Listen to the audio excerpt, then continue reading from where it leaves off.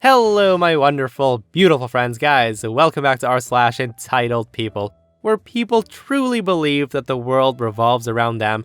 And in today's episode, an entitled Karen neighbor believes that she owns the neighborhood and tries to get OP's sisters arrested for something so ridiculous. Guys, I hope you enjoyed today's super duper entitled tales. Hit subscribe if you haven't. And as always, your stories can be sent to this email right here.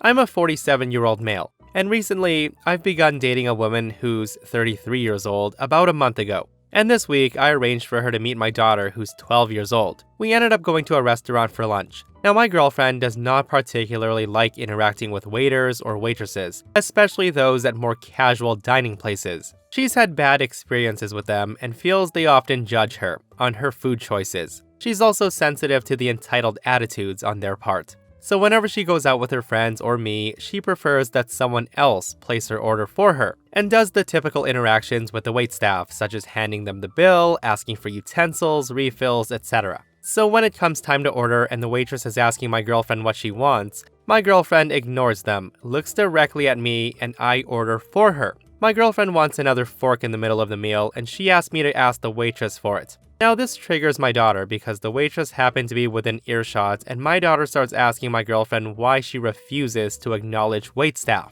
I tell my daughter to be polite, but she continues on and says that when the busboy came, she should have at least thanked him for taking her soup dish away. My daughter then shouts at her, "They're all freaking human beings. Be polite." Now that came out louder than we all expected, and diners nearby stared at us. We ended up cutting our meal short because my girlfriend was obviously offended and I drive home with my daughter. I told her that this was no way to treat a woman who I love and who I want to be a part of our lives. I end up grounding her for embarrassing my girlfriend in front of everybody. So am I the a-hole? My daughter's growing up and needs to learn that not everybody approaches situations how she does, and that it's ignorant to just write them off as rude, or even worse, to raise an issue with them about it. Also, I have to add that she claims my girlfriend is so rude, and she idolizes her late mother, who would regularly tip 30%, yet she's the one who raised her voice in public. Yeah guys, so with this post, everybody's pretty much saying that OP is the a-hole in the situation, and his girlfriend is the entitled one for acting like that towards the waitstaff.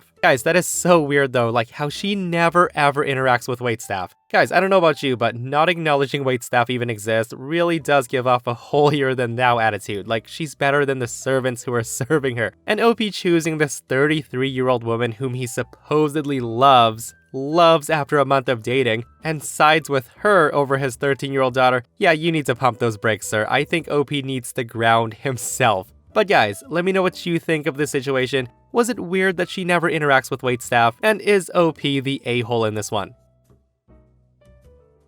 So, a couple of weeks ago, I passed my local grocery store. We almost have at least one woman in front of it begging for money. If I have the time and some spare change, I usually give it to them. This time, I had no money at all. I only had my credit card, which I told the woman who asked me. She then begged me to buy her something to eat for her 5 children. Now I, trying to be nice, said yes. In my mind, I would go in and buy her some rice, noodles, or bread, something that could feed the family. But the woman stands up and she comes with me. She spoke very little and broken German, so I didn't really understand her. As soon as we get inside, she takes a cart, which confused me, but I went with it. At first, the woman put some normal groceries in the cart. Nothing that I might have selected, but I was still fine with it. And then I started having doubts as she put about 6 packs of coffee inside the cart saying, "For me." I figured that this grocery run was gonna give me good karma for the rest of my life, so I begrudgingly didn't complain. We then went to the meat aisle and she started putting insane amounts of sausages in the cart. It was then that I thought to myself that she couldn't possibly want me to buy all of that for her, and I tried to tell her that I wouldn't. The woman only shushed me, and she pretended not to understand me. I safely assumed that she only wanted me to pay for part of her groceries, and had some money to pay for the rest of it. Now that assumption was only strengthened by her lack of understanding of German, which led her to often asking me where things were in the store. That made me think that she only needed someone to help her shop. And yes, in hindsight, that was pretty naive, but trust me, it got much worse. So we continued shopping and the cart filled. to understand the full audacity of what she was planning on having me buy. Some examples were shampoo, some beauty products, and last but not least, cigarettes. All of that was accompanied by large amounts of food. We then go to the cashier who scanned all of the items. At this point, I was sure that she had her own money to pay for all of it. Her and I, meanwhile, packed everything in several large bags, and then the big moment came. The cashier then announced, €240, please. And then the woman points at me. Now, I was absolutely shell-shocked. The situation was so unreal to me that I couldn't believe it. Immediately, I tried to explain that I couldn't pay for all of that and didn't even have that much money with me. The woman tried a few more times and then suddenly disappeared from the store. I was left at the cash register with €240 worth of groceries and a steady line of people forming behind me. And so I did the only thing that seemed logical. I started to cry. I tearily apologized to the cashier, the people waiting in line, and the emergency supermarket workers called to carry away all the food, and I explained the situation. Luckily, everybody was extremely nice and didn't see fault in me, but I still felt sorry for them. This experience scarred me, but the craziest part is still the audacity of that woman to want me to buy her groceries. Oh my goodness gracious, guys. Yeah, if I were OP, as soon as she started loading up all that stuff in the cart, I would have pulled the old, "Oh, I have to go get some ice cream. Be right back," and just leave and not come back. Like, the fact that OP made it all the way to the cash register with that woman is freaking hilarious. Okay, so this happened today while me, my mom, and my two sisters were cleaning out our yard. For context, we live in a smaller, older-looking house on a relatively gentrified street with a lot of small to medium-sized but high-end apartment buildings. Now, it's still the same neighborhood, despite them being 3 to 5 story buildings with underground parking. So we have 2 big metal dumpsters in the neighborhood, one at the start of the neighborhood and one near the end. We live near the middle of the neighborhood, so my mom decided to just request a private bin from the government to place outside our own gate, so we don't have to walk too far to throw away our trash when we're busy. Well, let's just say that after 5 years of rough treatment, the government waste collection company gave its last service, and we had to request a replacement, which will take a few days. In the meantime, we had to take turns walking to the dumpsters on either side to throw out our trash. It's never a problem and shouldn't be because it's all of our taxes that pay for waste collection anyway. So my mom sent both of my sisters to throw a bag of yard cuttings to any of the dumpsters, and they decide to go to the one near the start of the neighborhood for once. It's alright. My mom says okay, and she stays near the gate to keep an eye on them, while I continue to clean the porch. A few minutes later, I can hear my mom start yelling and then running in the direction that my sisters went in, and I nearly died, thinking something horrible happened, so I followed her. At the start of the neighborhood were my sisters. Near the dumpsters that was off to the side of the building, a woman was full on screaming at them from her second floor balcony, with her husband just watching from the sliding door. Now, I couldn't hear what the woman was saying as of yet, but I did hear when my mom started tearing the lady a new one when she got there. My mom's a bit of a hothead, and while I am too, she tends to make irrational decisions more, and her English begins to slip up, which makes it hard to get points across or understood. So as usual, I walk up and take over and tell her to calm down while I deal with the Karen. My mom pulled back my sisters to the other side of the road, and I look up to the dumbass on the second floor. I say to the woman, "What in the world are you saying, ma'am?" The lady says, "You can't throw your trash there. I'm gonna give you the effing trash collection bill." To which I say, "Ma'am, this is a public neighborhood dumpster." The lady says, "I pay to live in this neighborhood and for the trash collection.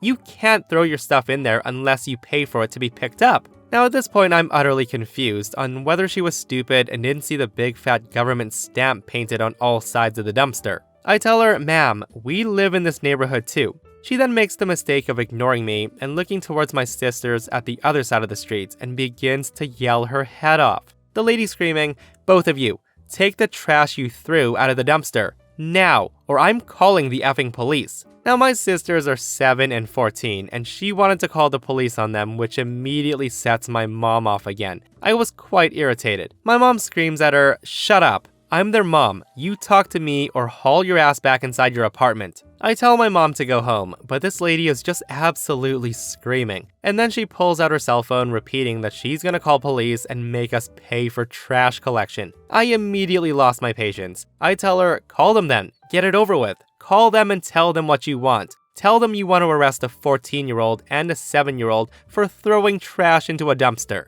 Hearing this, the lady seemed taken aback, but she began directing this at me again, and she says, "I'll have them lock you all up. People like you are polluting the neighborhood and dumping trash when you don't pay for the service. Take the trash out of the dumpster before I come break all of your faces." I say to her, "You don't pay the waste company either. Call the police and tell them all of this. Do it before I do." Now, of course, that made the husband finally step in, and he pulled her back into the apartment while she screamed. He then comes outside by himself, and we heard crashing and slamming inside the apartment.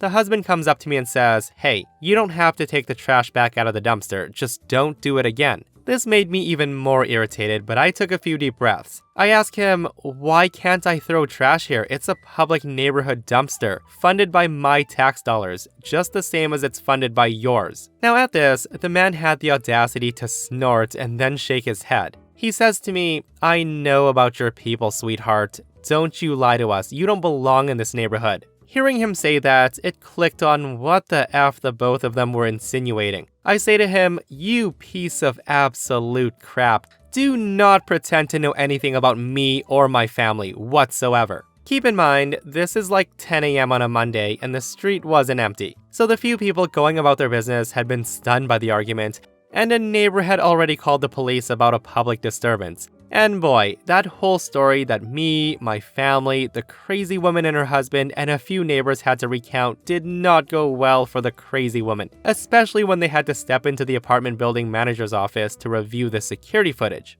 Which made it even worse for the crazy and her husband because the apartment manager was appalled and didn't say a single word to anyone other than police, until she left and then called the owner of the building. Let's just say that my 14 and 7-year-old sisters did not end up taking an air-conditioned ride in the back of a police car to the station. The wife, however, went off to solidify her criminal record with threats against the minor and public disturbance. She was dragged off screaming at police officers. People really be crazy nowadays.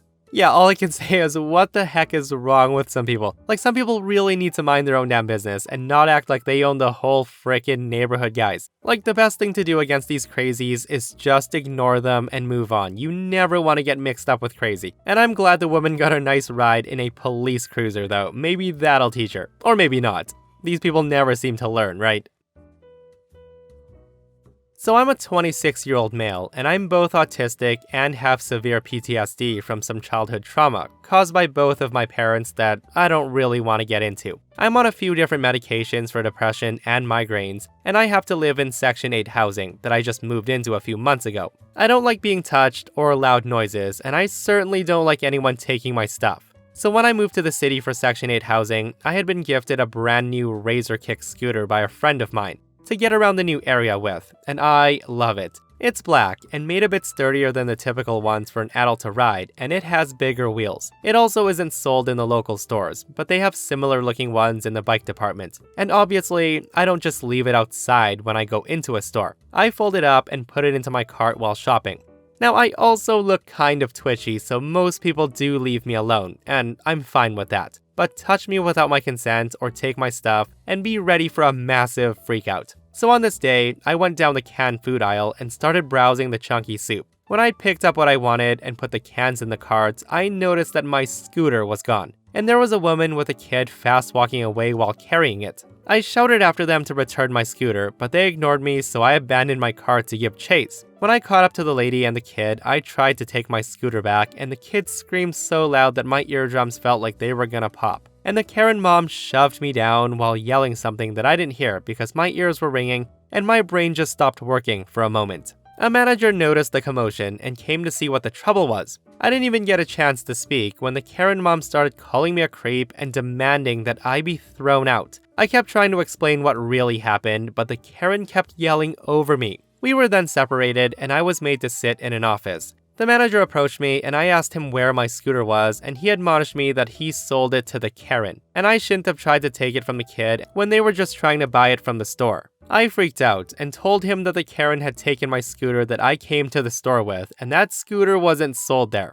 The manager just looked confused and I nearly broke down. I then pulled out my phone and showed him a picture my friend had taken of me with the scooter right after I'd gotten it. The next thing I knew, he was running out of the room. Of course, Karen was long gone by now, so I pulled my phone back out and started frantically calling police. The manager actually tried to stop me by putting his hand over my phone, and I freaked out from him touching me. The guy was panicking and saying he'd replace my scooter with the one from the store. I told him my scooter was expensive and it didn't come from their store. I wanted mine back. I called police anyway and just told them to send someone over because my property had been stolen. I had to wait for another hour at least when police showed up and then went through the CCTV footage. It clearly showed me entering the store with a scooter and then showed the Karen and her crotch goblin taking it from my cart and the mess that followed when I tried getting it back. I wanted my scooter back and police had to find Karen from the camera footage of the parking lot. Thankfully, they parked close enough for cameras to catch their license plate, and they ran the plate number and I got to ride in the back of the police car while we went to her apartment. The officer knocked on her door, and I didn't hear the situation because I was still sitting in the back of the car with the windows closed. But the Karen mom looked really angry and eventually brought out the scooter after some back and forth. She practically had to wring it out of her kid's hands.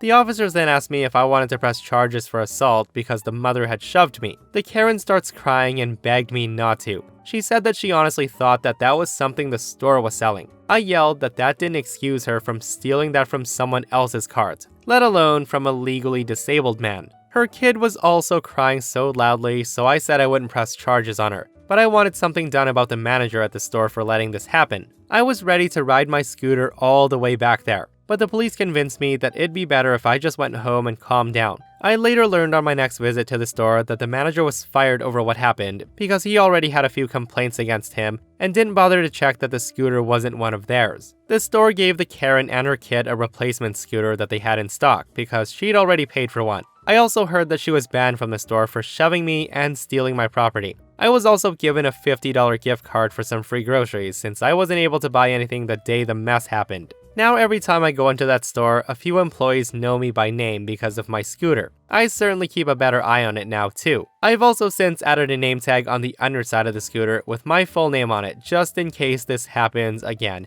Yeah guys, the manager deserved to be fired 100%. Like, this isn't the first story I've read where a manager gives away something that belongs to a customer. Like, how does that even work? Like, clearly the item can't scan. Guys, I don't know though, because I've never worked in retail. If you have, let me know your thoughts and if this is something that can happen. A few years back, I moved next door to a guy named Dave. Dave lived alone with his 4 rescue dogs. Dave was very welcoming. He knocked on my door the day I moved in and gave me a bottle of wine as a gift and introduced himself. I liked Dave from that moment. Dave had disabilities, so he had a disabled parking spot outside of his house. The parking in that street was a nightmare and had a huge impact on our decision to move. I'll get to why this is important soon. There was an old couple called Mr. and Mrs. Love. Lovely old dears. They stopped in to say hi one day while I was painting my front wall. Mrs. Love told me to be careful of Dave. Apparently, Dave was an awful man who complains and fights with all the neighbors. She told me he was very lonely and a very entitled man, and he would call police for no good reason, and he was cruel to his dogs. Now I'm thinking, okay, wow. The woman across the street told me that he was a creep and a pedo who took videos from his bedroom of little boys and girls playing outside. Another neighbor told me that he called child protection on them for abusing their kids. And another told me that he shot someone's cat with a pellet gun because it was in his garden. So Dave was not a popular chap. Now, I'm not one for gossip, but it's pretty hard not to be wary when all of your neighbors are telling you that the Antichrist is living next door. When my dog had puppies, Dave gave me his number and told me to call him anytime, day or night, if I needed help.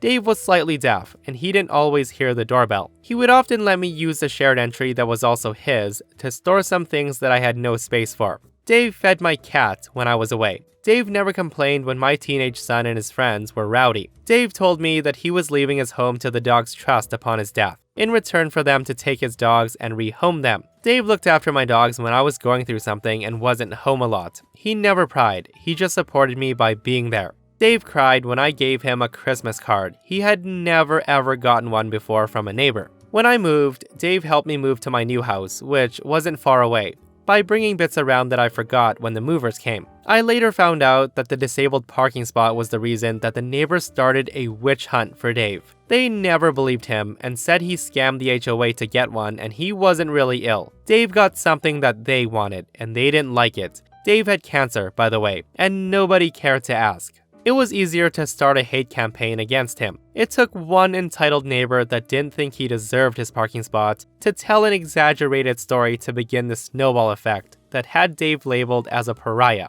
I still see Dave though. The other neighbors, I just walk past them if I see them around. All of them I consider the worst entitled neighbors I've ever had. I hope the couple who moved into my house appreciate how lucky they are to have Dave next door. Guys, what a wonderful story, and Dave sounds like such an amazing person. Like, it's such a shame that everybody turned against him over that one disabled parking spot. And this post is a reason why you should never form opinions about people based on what other people say. People tend to demonize those whom they don't agree with, and in the process, we lose out on knowing such honest people around us, like Dave. And I'd love to have Dave as my neighbor. And that, my friends, brings us to another end of our /entitled people. Guys, I hope you enjoyed today's stories. If you did, hit the thumbs up. And if you missed yesterday's episode, an entitled Karen tries to teach the owner of a store a lesson, and it backfires on her. Guys, check it out if you haven't, and myself and Stevo will see you guys in the next one. We love you.